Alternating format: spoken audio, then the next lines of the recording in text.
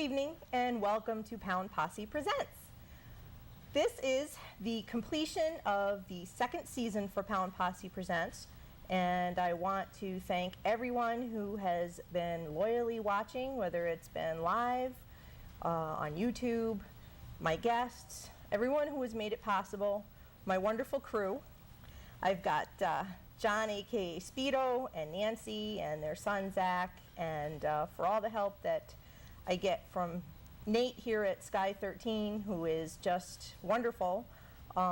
Thank you very much, and I am pleased to say that we are going to keep the Saturday night time slot, so you can continue to watch Saturday nights at 7, and I've got a little applause in the corner.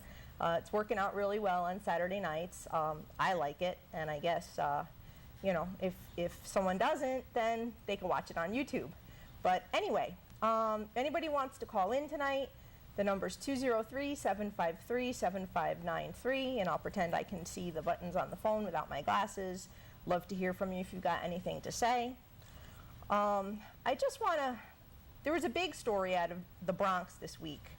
A dog fighting ring that was busted.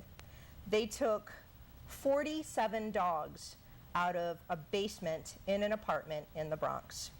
They ranged in ages from 12 weeks to 5 years old. They do believe that some of these dogs had never seen daylight. It was a windowless basement. It was full of treadmills and cages and horrible, deplorable conditions that these dogs were kept in. They were bred there. They were basically imprisoned there. Some of the dogs were scarred, you know, clearly abused and had been fought. They've just, it's horrible. And, you know, for anyone who thinks that this is the kind of stuff that happens everywhere else, it doesn't. It happens everywhere. You know, just because this was the Bronx, they had a year-long investigation. Now imagine, in a year, how much suffering those animals had to go through. It just doesn't happen overnight when someone thinks that something's going on and has the nerve, the principles, the common sense to report it. It's not an instant gratification. So those poor dogs had to endure another whole year. Imagine the sheer numbers of puppies that were born into that, the numbers of dogs that died there. There were reports that there was like makeshift spectator area that would hold up to 100 people. I mean, this guy was like really rocking his thing down there, and kudos to whoever tipped somebody off. I believe the ASPCA was involved. I know the dogs have been brought to shelters for evaluation. Really hoping that some of the things I saw on Facebook, they went to the ACC, which is a high kill shelter. I mean, they're really not going to stand a chance if that's the case. But, you know, it really does happen. It doesn't have to be somewhere else. There's been plenty of people who have mentioned this to me here in Waterbury. It's out there. And if you suspect someone's got those type of aspirations with dogs, if you know for a fact that someone is fighting a dog or more than one dog, it's really your moral responsibility to call. There is a dog fighting hotline. I believe it's the Humane Society. It's a national dog fighting hotline. The number is 877-847-4787. Put that in your speed dial. Keep it with you all the time. That's where it is in my phone. Again, it's 877-847-4787. And if you look that up on the internet, it does say, if there is a dog fight in progress, call 911. It's not hard.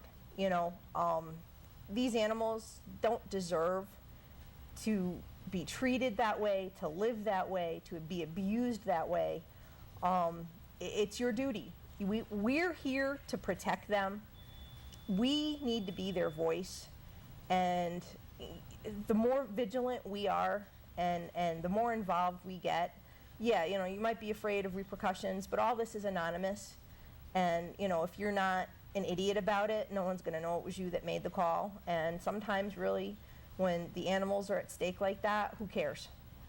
Do your part, and don't let this go on if you know about it. In the same vein of protecting your dogs, this is the season for fireworks. We are going to get into the 4th of July. Fireworks are already going off in my neighborhood. It causes no small amount of havoc. It's up to you to know your dog. You know, sometimes you can go for years and it doesn't bother them, and somehow, some way, it does. If you've got a new pet, you don't know how it's going to react. So you really, unfortunately, if you've got a new animal in your house, you've got a new dog in your pack, and that one is afraid, it's very likely that the other ones are going to feed off of that, and then it gets to be a nightmare, and I understand that because I live it. Fireworks, thunderstorms, they're afraid, and you really can't tell them not to be. It's not like telling your 3-year-old that there really is no monster under the bed. There's no reasoning with them. Their instinct is to be afraid. So it's up to you to protect them. If you know that there's fireworks in your neighborhood, don't leave your dog outside. Don't subject it to what it's afraid of. You know, be patient, be kind, be understanding. Don't force your dog on a walk. Don't drag it or try to, like, you know, fight with it. You never know when that collar is going to be just loose enough where that dog's going to be afraid enough that it doesn't care how much it hurts to pull out of the collar. And then what do you have? A lost dog. And that is another whole problem of not being aware of what can happen. If you've got a dog that's afraid, walk it on a harness. When you know, like, there's going to be fireworks or there's a thunderstorm, if you've got a harness, throw it on the harness. It's the safest way to walk the dog, where it's not going to get off the leash. It's not going to get out of the harness if you got it on correctly. You know, it's easier to keep your animals safe and inside than it is to subject them to what they're afraid of. You know, plenty of times it's an inconvenience, but you really have to think on the broad scale of your pet's safety and well-being. Plenty of times I'll stay home because I know that I feel guilty leaving them if there's going to be any risk of a thunderstorm or I know there's fireworks.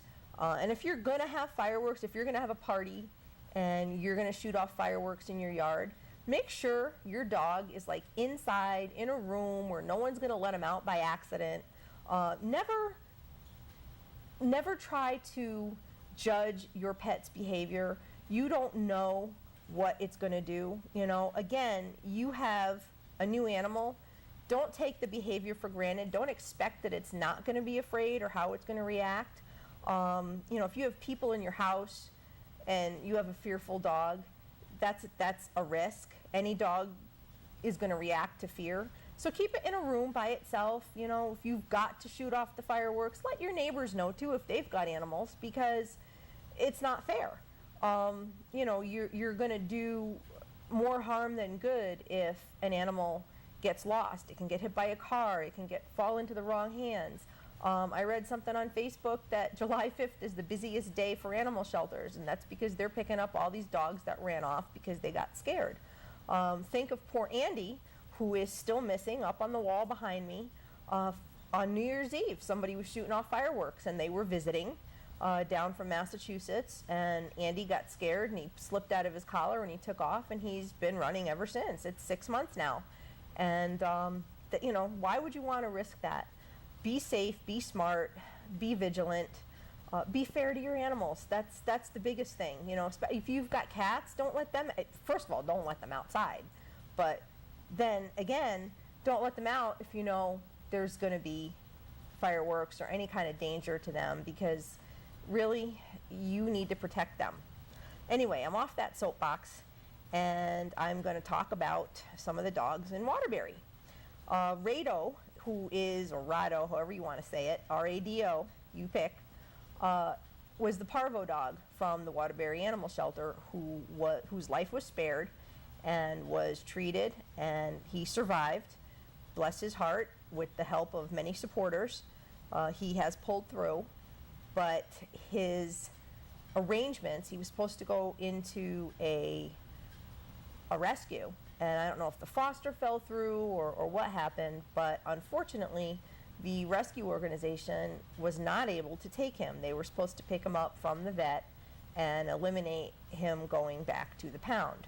So with that having been said, that fell through, and poor dog is down at the pound, which we were trying to avoid that happening. It's kind of not fair. He's a survivor. He should have gone, you know, onto somebody's couch. Would have been a beautiful thing. So really now we're trying to push for him. He is a sweetheart. He was tested. He did have a meet and greet with another dog. Of course, that was just before he got sick, so it may have been a false positive, but all signs seem to point to that he's good with other animals, he's good with people, and he just really needs a home. Him and Cassie are at pretty much, you know, the top of the list. Here we go again. Not there that long, but they're going to be at risk. And she's a sweetheart too, and she really needs out. There's another one that I mentioned, I believe it was last week, Bruiser, with a little bit of food aggression. He definitely needs to be the only pet. He doesn't, just because he's got a little aggression doesn't mean that he's a bad dog, doesn't mean that you know, he won't work out in the right hands. It's all about who you are and how you handle the animal. That's pretty much the bottom line. So there are a lot of good dogs down at the pound right now. Big ones, little ones, pitties.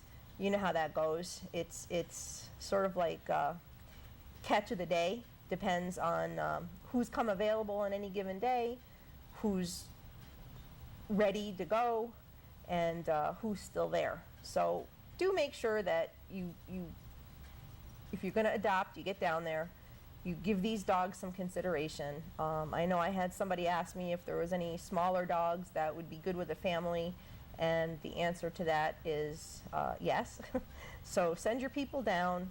I was messaging with someone who seemed to show an interest in Rado today, and hopefully she'll go down and meet him. But don't depend on that just because I'm saying that, you know, she's interested doesn't mean that you shouldn't. If you're interested, not go down and check it out, because it may not work for her and it may work for you. So please go down the Waterbury Pound, adopt a dog, get some of those dogs out of there, keep them safe. We've had an incredible run, like I keep saying, for weeks now, and we've been avoiding the death certificate. Oh, look, I have a phone call. Let's see who we've got. Hi, you're on the air. Hi, how are you doing today? I'd like to know, do you happen to have any puppies? I'm sorry? Do you happen to have any puppies? At the pound? Yes. I don't believe there are young puppies, but there are probably some young dogs. What kind of dog are you looking for? Well, I wanted a puppy that was about maybe like 3 to 4 months old. Yeah, I don't think they have any that young down there. Oh, all the dogs that they have are older? Probably a little older, yeah. You can actually, though, you can give them a call if you want. I can give you their phone number, or you can just stop down. Yes. Can you give me the phone number? Sure. The Waterbury Animal Shelter phone number is 203-574 6909. Okay. And their adoption hours start at 11 in the morning until 3 in the afternoon. I do have one question, because I noticed all of the dogs that she's showing pictures of, they're all pit bulls. Do you have any other kind of dogs besides pit bulls? From what I understand, there are some other dogs that are down there that are not pit bulls. They just don't always get up on Pet Finder as quickly as maybe they should, or, you know, they get busy. Okay, well, I'll call and I'll see what you have. Or either actually I'll come down if that's better. Yeah, I mean, if you stop by, you can walk around the kennels on the outside. Oh, okay. And you can see who's in the kennels and see if there's anybody who catches your eye. And if the dog is up for adoption, you know, there's a 7-day hold when they come in.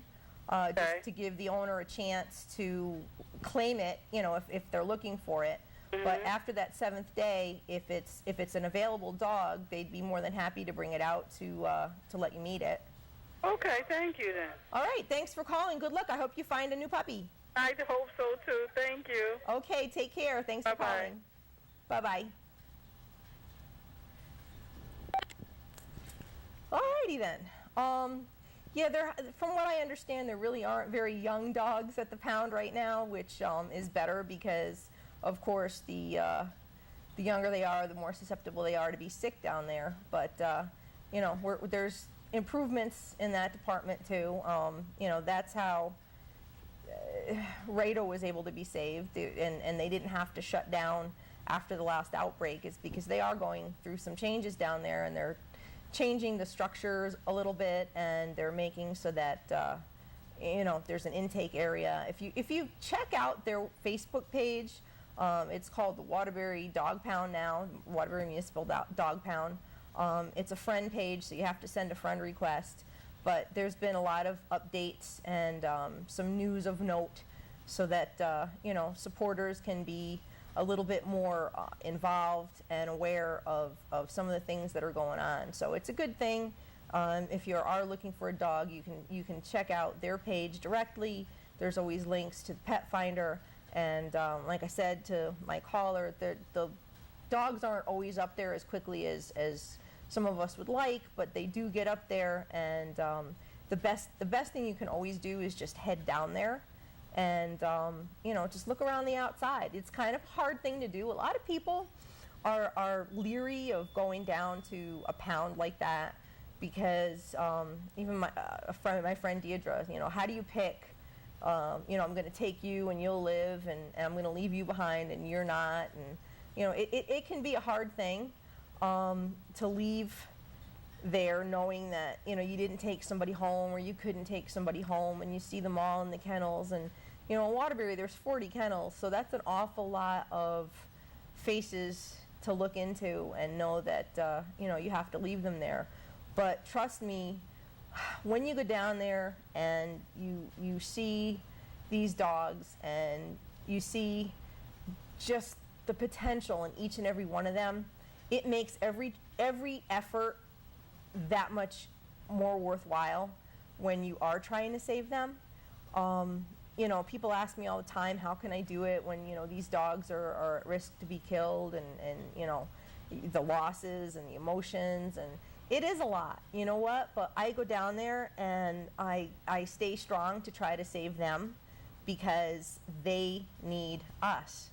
They don't need someone who's going to put their head in the sand. They need someone who's going to go dead on and fight to get them out of there, and fight to get them in homes, and not just any home, but the right home. Because when you adopt out a dog just to put it in a home, it doesn't always work out, and there's been a lot of that again this week. A couple of my friends have kind of gotten involved with a couple of these adoptions or foster situations that didn't work out, and I don't know.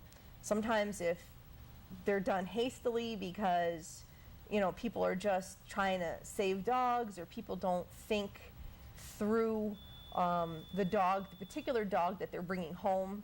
But there's been a couple again this week where dogs have been returned, dogs haven't been wanted, dogs have gone back to the first place that took them in.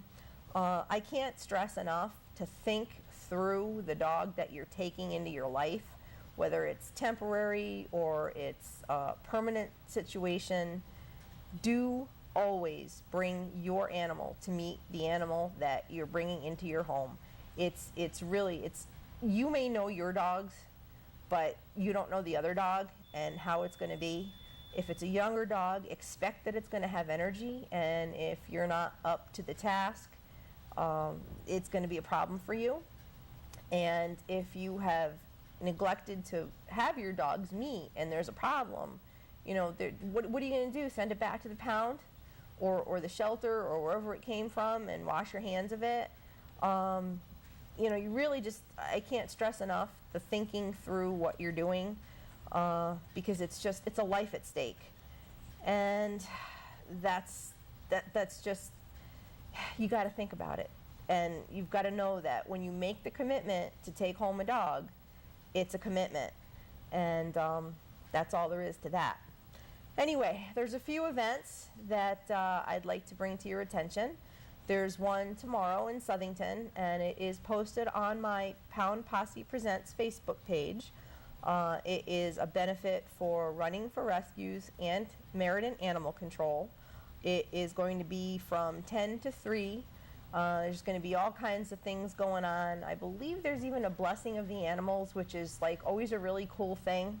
I like that. I like that a lot. I've been to a couple when I was with a shelter several years ago. There was one in the fall that used to happen at a church, which was really cool. But this is going to be a nice little event, a little fair, lots of things going on. Check it out, and if you can attend, you'll be supporting a couple of really great shelters. My dear friends, Running for Rescues, Jody and Judy have been on the show before.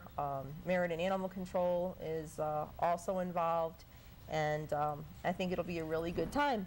Like I said, all the information is posted on my Pound Posse Presents page, and that's on Facebook. You can check it out for all the finer details. July 15th is another event for my friends Jamie and Greg, Foster and Forever. They were on the show, I don't know, about a month ago, the night I had Odie. And Odie is doing so well, but we'll talk about him real quick in a minute. Anyway, this is going to be a really big event in Cheshire. They're going to have a band, and they're going to have all kinds of things going on, and it'll be a lot of fun. And I spoke to Greg last weekend, I believe it was, and I'm going to be writing that up for my column. And there is a poster out there. I will share it on the Pound Posse Presents page. I think it's out there, but it's probably a little old, so I have to bump it up a little bit so that it's current. But that promises to be another fun event. And again, my birthday weekend, boy, it's going to be a busy one. There's also the Bully Breed Walk in Hartford on Saturday, July 14th at 11. And my guest last week was Missy, who is running that whole thing, and she's plugging along, and it sounds like that's going to be a lot of fun. And I encourage everybody who wants to participate to do so.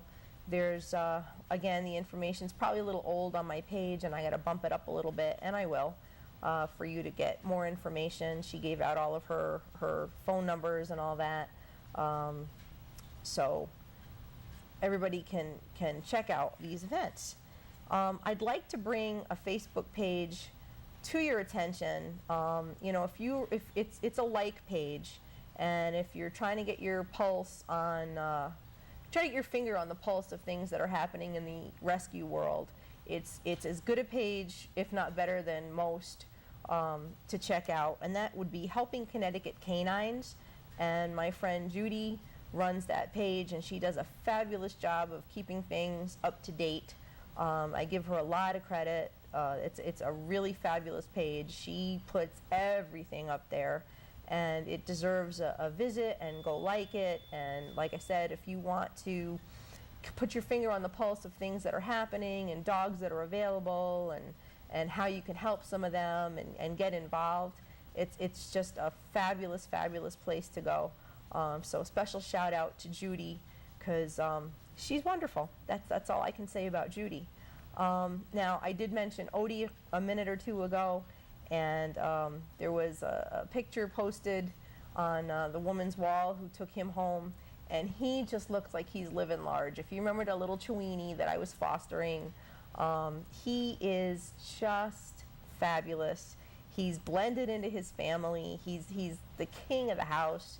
He looks happy as a clam, and it does my heart really good and proud to know that he was placed wisely and it worked out. And even though he could be a little terrorist, which he proved when he was here in the studio, very selective about people, and he was being a little protective of me, and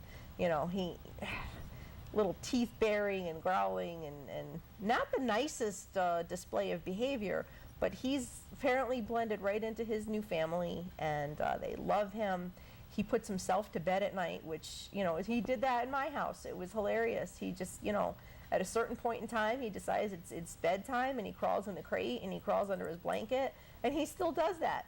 And he's out for the count for the night. He is adorable. You know, oh, quick phone call. Hello, you're on the air. Hi, Theo. Hi, how are you? I'm good. I've got a couple of minutes. What's up, girlfriend? I want to say thank you for the show tonight. You did a good job. Oh, thank you. And Judy, I want to say thank you to Judy Salvo for helping me place Mason. Oh, really? Did she help you place Mason? She sure did. Her exposure for Mason got him the best home. Really? Better than the first time around? Absolutely. Yeah, Judy's awesome. There's nobody like her, and then you know that as well as I do. Well, between Judy and you and everybody that posted him, we got him into a good home. Well, that's all that matters. I mean, you know, you were talking about him the first time you came on. This is Allison, folks. For those of you who don't recognize her voice, like I do. Allison Leo, who's been on the show with me a couple of times. And I've actually got good news for you tonight, Allison. What's that? I do believe we finally have a viable copy of your show that I can post on YouTube for the world to watch.